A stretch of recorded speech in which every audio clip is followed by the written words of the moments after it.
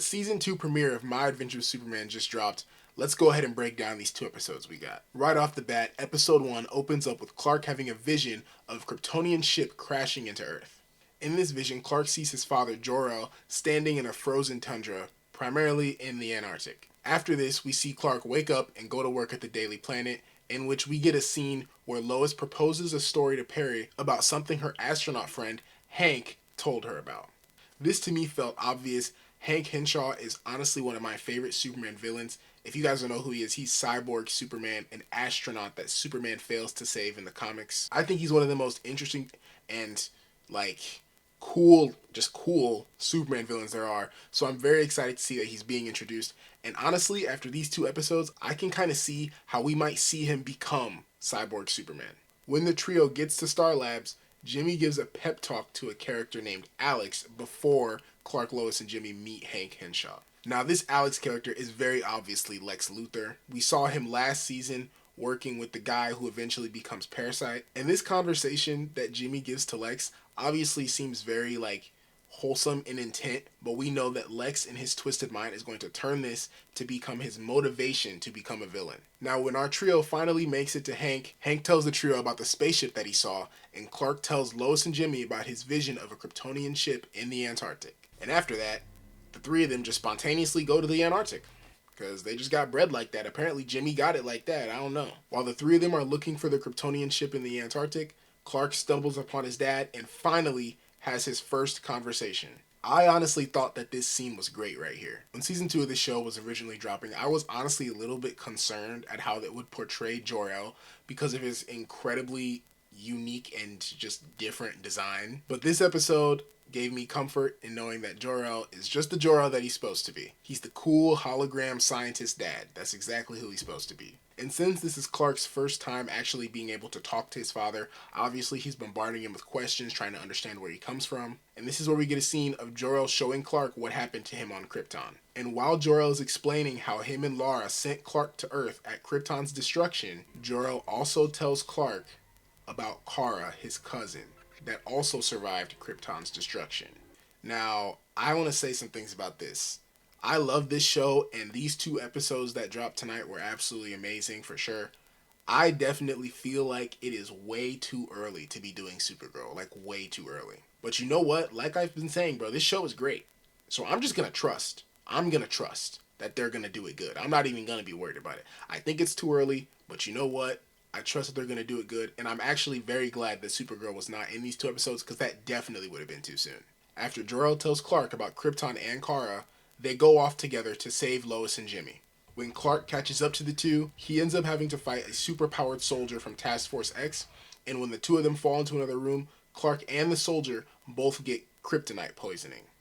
Waller shows up and sees Clark with the kryptonite poisoning and has Deathstroke remove the kryptonite from the ship to gather it, but unfortunately, the GOAT Jimmy comes in clutch yet again and gets rid of the kryptonite for Clark. Jor-El then comes out of nowhere and flies into the ship, teleporting all the villains away and moving the ship, thus creating the Fortress of Solitude. This has to be the best Fortress of Solitude I've seen yet, I'm not gonna lie. I have not seen a fortress look so beautiful and so majestic before. I was honestly shocked. I was like, whoa, that's a nice fortress. It's unique. That's really what was in my reaction. Y'all saw it. I posted it. I really hope we continuously visit this fortress throughout the season, because if we only see it 1 or 2 times, it'd be too less, bro. We need more. We need more of this fortress. At the end of this episode, Jor-El and Clark have one last scene because Jor-El's hologram is dying, I guess, because of kryptonite, and they get to say one last goodbye. This scene was actually so well written, I'm not gonna lie. The dialogue and the emotion was so heavy, it was actually making me really, really feel bad for both Jor-El and Clark. And what's crazy is that these 2 have not had any actual scenes together where they were communicating and actually talking and bonding, and yet I could feel their connection, and I could feel the pain in both of them. Mind you, Jor-El is a hologram. He's not even real, and I can feel his pain. That's crazy. This scene was so good. Probably, honestly, my favorite scene out of the 2 episodes that we got tonight. At the end of their conversation, Jor-El tells Clark that he needs to find a beacon to be able to find his cousin. Clark and Lois have one last cute, amazing moment together to finish off the Valentine's Day episode. And at the end of the episode, Lois asks Clark for help saving her dad. Now, this first pilot episode for season 2 was very good, and I think it's the best episode out of the 2 episodes we got. I really like what they did with Jor-El in this episode, and it was so good that it makes me sad to see him go. Like, I wish we could have got more scenes between Clark and Jor-El. The end of this episode also teases who I'm assuming is Brainiac. We still don't know much besides the fact that he was most likely the person involved in Krypton's destruction. So we'll just have to wait to see more of him in the future. But like I said last, Lois asks Clark for help saving her father, and that leads us directly into the next episode. So let's talk about episode 2. At the beginning of episode 2, Amanda Waller wakes up, and apparently she just lives in the Task Force X headquarters, which is insane to me. And she immediately goes to interrogate General Lane, who's being held in captivity since the end of last season. After this, we see Clark and Lois walking around Metropolis talking about how they're going to find General Lane, when they meet a boy who asks them to ask Superman to find his kidnapped dad, who said there was weird stuff going on at Stryker's prison. Clark and Lois then go to Stryker's, and after they break into the prison, they realize it's abandoned. After more investigating, they find a secret elevator, and at the bottom is the secret headquarters of Task Force X. I really enjoyed this little sequence right here. I thought it was very funny, very cute for Clark and Lois, and I'm gonna be honest, I like Jimmy Olsen, but since Clark and Lois's dynamic is so entertaining and adorable in this show, it's actually very nice when Jimmy's not around. I'm not gonna lie. Like, seeing these two banter and flirt together is so, it's so cute. Like, that's one of the best things about the show, I think anybody will tell you. While snooping around, they end up finding Lois's father and break him out of his cell, and his father is definitely surprised to see the two of them there. While they're trying to escape, Lois and Clark get into an argument about both Lois's father and about how Clark wants to find his cousin. This part felt insane to me, absolutely insane, because at this point, Clark had been trying to talk to Lois about finding Kara multiple times, and each time he got interrupted or got pushed to the side somehow by Lois.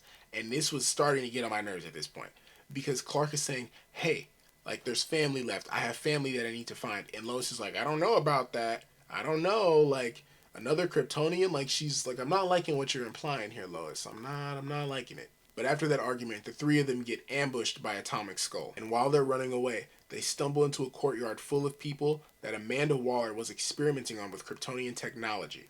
Waller, Deathstroke, and Atomic Skull catch up to them, and Superman fights Atomic Skull. This fight dropped a little bit earlier, a week and a half ago, and man, I gotta say, the animation in this fight is amazing. Really, the animation in both episodes is amazing, but this fight looks so good. While Superman is fighting Atomic Skull, Lois and her father start leading the captive people out to the prison to free them. And after Superman defeats Atomic Skull, he looks over to the side and sees that in perfect coincidence, the beacon to find Kara is right there. So Superman grabs it, and he heads out there to find Lois and her father. When Clark catches up outside, Jimmy appears at the perfect time with a boat big enough for all the people they have, and Clark uses his super breath to blow all the soldiers and Waller away, providing them cover to escape. Clark and Lois make up for the fight they had earlier in the episode, and then they discuss what to do with General Lane. Now, this last scene in the episode low-key got me a little heated, because again, Clark is trying to talk to Lois about his cousin, about his family, and Lois is pushing it off for her dad. This happened so many times in these 2 episodes that, man, I was getting so irritated, and this is definitely a subplot in their relationship that's developing, and Clark's probably gonna, I don't want to say he's gonna explode about it, but Clark's definitely going to be angry the next time they talk about it. He's definitely going to be like, I've been trying to talk to you about this, and you keep pushing it off, and it keeps getting pushed off. It's going to turn into a thing, for sure. And this episode ends off with Lex Luthor approaching Amanda Waller and becoming the head scientist or something of Task Force X. I'm very interested to see what this show does with Lex Luthor. Every single villain in this show has had a very unique design and unique story, very far from their traditional stories that they get. Usually Lex is the CEO of his company or something, and here he started off as an assistant for someone else, and now he's working for Amanda Waller. I'm really interested to see where this goes. But that's all I've got for you guys today. This is my first time doing a breakdown video, so if there's anything I can do differently or better, please let me know down in the comments. If you enjoyed this video, please do me a favor and hit that like button. It means a lot to me. And if you didn't like the video, Let me know why in the comments. Tell me what I can do better for next time. If you guys have any video ideas for me, anything you want me to talk about on this channel, please let me know. I'm taking suggestions. I'm very excited about getting more into YouTube, so I'm trying to do all that I can here. But yeah, thank you guys for watching, and I'll see you in the next one.